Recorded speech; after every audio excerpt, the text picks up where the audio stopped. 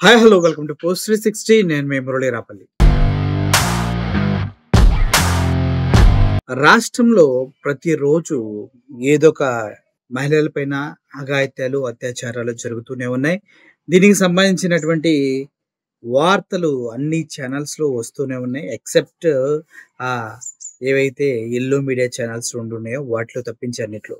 Reason ఏంటంటే ప్రభుత్వాన్ని ప్రశ్నించడం వాళ్ళకిష్టం లేదు. ప్రభుత్వానికి భజన చేస్తూ వాళ్ళ సంకల్లో ఉప్పేసుకొని సమ్మగా నాకటమే ఆ యెల్లో మీడియా ఛానల్‌కి చాలా చాలా ఆనందంగా అనిపిస్తూ ఉంటుంది కాబట్టి.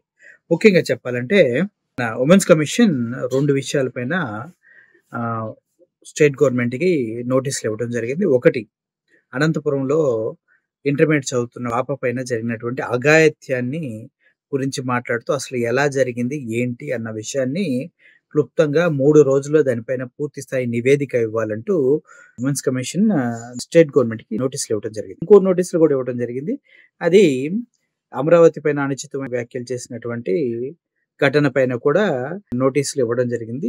దానికి సంబంధించిన నివేదిక కూడా కావాలని చెప్పింది. ఆ విషయం పైనైతే ఈ యెల్లో మీడియా ఛానల్స్ ఇలా అడిగారు అనేసి ఎగిరెగిరి గంతులేస్తూ ఉన్నాయని, ఏదైతే అనంతపురంలో ఒక ఇంటర్మీడియేట్ విద్యార్థి పైన జరిగినటువంటి దాడి, కాల్చి చంపటం వెనక ఉన్నది ఎవరు? దానిపై నివేదిక ఇవ్వాలి అని వుమెన్స్ కమిషన్ అడిగిందన్న విషయాన్ని మాత్రం ప్రజలకి తెలియకుండా దాచేసే ప్రయత్నం చేస్తూనే ఉన్నారు. ముఖ్యంగా చెప్పాలంటే అసలు జరిగిన ఘటన మీరు క్లియర్‌గా వినండి. ఇంటర్మీడియేట్ చదివే అమ్మాయి. తన ఏజ్ ఎంత ఉండొచ్చు? 15, 16, 17 అంటే మైనర్. అమ్మాయి ఒక వ్యక్తిని ప్రేమించింది అనేసి అంటూ ఉన్నారు. అయితే ఈ తల్లిదండ్రులు ఎప్పుడైతే వెళ్లి కేస్ పెట్టారో, ఆ అమ్మాయి 2వ తారీఖు నుంచి కనిపించట్లేదు. వాళ్ళు కేస్ పెట్టారు. 6వ తారీఖు వరకు వాళ్ళు చెప్తూనే ఉన్నారు. సో అండ్ సో పర్సన్స్ పైన నాకు అనుమానం ఉంది. వాళ్ళని ఎంక్వైరీ చేయండి అని. పోలీసులు మీ అమ్మాయి ఎంతో మందితో మాట్లాడుతుంది. దానికి ఇంకా 4 బాయ్ ఫ్రెండ్స్ ఉన్నారు అని అనుచితంగా మాట్లాడారు. అంటే ఒక అమ్మాయితో అబ్బాయిలు ఎవరు మాట్లాడకూడదా? నీ ఇంట్లో నీ చెల్లి, నీ అక్క కూడా అలాగే ఎవరితో మాట్లాడకుండా ఉంటారా? స్కూల్‌కెళ్ళేటప్పుడు, కాలేజ్‌కెళ్ళేటప్పుడు పక్కన అబ్బాయిలుంటే వాళ్ళతో మాట్లాడకూడదా? మాట్లాడితే ఏమైనా తప్పా? తప్పు కాదే! మరి అట్లా మాట్లాడిన అమ్మాయి పైన ఇటువంటి అనుచితమైన వ్యాఖ్యలు చేస్తూ లవ్ చేసి మీ అమ్మాయి పారిపోయి ఉంటుంది. అట్లా అట్లా అయి ఉంటుంది, ఇట్లా అయి ఉంటుందని చిలక జోస్యాలు చెప్పారు పోలీసు వారంతా. అయితే ఆ విషయం 6వ తారీఖున ఆ అమ్మాయి చనిపోయి కనిపించినప్పుడు మేము చెప్పాం కదా! ఈ ఇన్వెస్టిగేషన్ ఇలాగే జరుగుతుంది. మేము వాళ్ళ పైన కంప్లెయింట్ ఇచ్చాం. మీరు వాళ్ళని అసలు ఎంక్వైరీ చేయలేదంటే మాకన్నీ తెలుసు అన్నట్టుగా మాట్లాడారంట. అన్నీ తెలిసినప్పుడు పోలీసులు ఎందుకు ఆపలేకపోయారు? వాడితో ఫ్రెండ్ ఉంది, ఈడితో ఫ్రెండ్ ఉందని ఇంత ఈజీగా ఒక అమ్మాయి క్యారెక్టర్ గురించి ఇంత నీచంగా మాట్లాడిన అంత తురుముఖాన్లు అయితే పోలీసులు మరి ఎందుకు ఒక పోలీస్ ఆఫీసర్‌ని సస్పెండ్ చేశారు? అంటే పోలీసు వ్యవస్థలో నిర్లక్ష్యం ఉంది. ఆడవారి పైన కంప్లెయింట్లు ఇవ్వగానే వాళ్ళ క్యారెక్టర్‌ని వీళ్ళు డిఫైన్ చేసేస్తున్నారు. ఇక్కడ కాలేజ్ వాళ్ళంటే ఎవరినో ప్రేమించి లేచిపోయారని, లేదు హౌస్ వైఫ్స్ అంటే అక్రమ సంబంధాలు ఏవో ఉన్నాయని, ఇక వీళ్ళే సొంత కవితలు, సొంత రచనలు రాసేసుకుంటూ ఉంటున్నారు. లేదండి ఇదని ఎవరైనా చెప్పినా కూడా మాకు తెలుసు ఏం చేయాలంటూ వాళ్ళపైనే చివరికి రివర్స్ దాడి చేయటం కూడా పోలీసులు చేస్తున్న సందర్భాలున్నాయి. ముఖ్యంగా చెప్పాలంటే వుమెన్స్ కమిషన్ స్టేట్ గవర్నమెంట్‌కి దీన్ని వెనక దాగి ఉన్న రహస్యాలు బయటపెట్టండి. ఎందుకు స్టేట్ గవర్నమెంట్ ఇంత నిర్లక్ష్యంగా, నిర్లజ్జగా, నిస్సిగ్గుగా ఇన్ని దారుణాలు జరుగుతూ ఉన్నా కూడా ఎటువంటివి కూడా ప్రజల దగ్గరికి తీసుకెళ్లకుండా, న్యాయం జరగకుండా మహా అయితే ఏమంటున్నారు? వాళ్ళకివ్వాల్సిన రేషన్ మొత్తం, వాళ్ళకివ్వాల్సిన గవర్నమెంట్ నుంచి వచ్చే లయబిలిటీస్ మొత్తం ఆపేయండి. చంద్రబాబు అనే వ్యక్తి ఇప్పటివరకు ఎవడికన్నా ఒక పథకం ఇచ్చాడా? కూటమి ప్రభుత్వం వచ్చినప్పుడు ప్రజల్లోకి ఒక పథకమైనా ఎళ్ళిందా? ఎళ్ళలేదే. మరి అటువంటప్పుడు ఈయన ఈ పథకాలే ఇవ్వకుండా వాళ్ళ ఇంటికి అన్నీ ఆపేయండి. ఏంది వాళ్ళ ఇంటికి అన్నీ ఆపేసేది? కొద్దిగన్నా బుర్ర పెట్టి ఆలోచించాలి. వాడొక్కడు చేసిన తప్పుకి కుటుంబం మొత్తానికి పథకాలు ఇవ్వకుండా ఆపేస్తావా?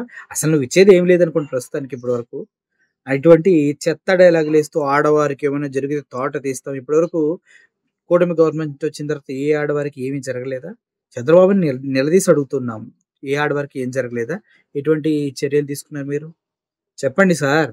మీరు చర్యలు తీసుకునేది లేదు, ఏమీ లేదు. మాటలుగా మాత్రం ఆడవారికైనా ఏమైనా జరిగితే ఊరుకోము.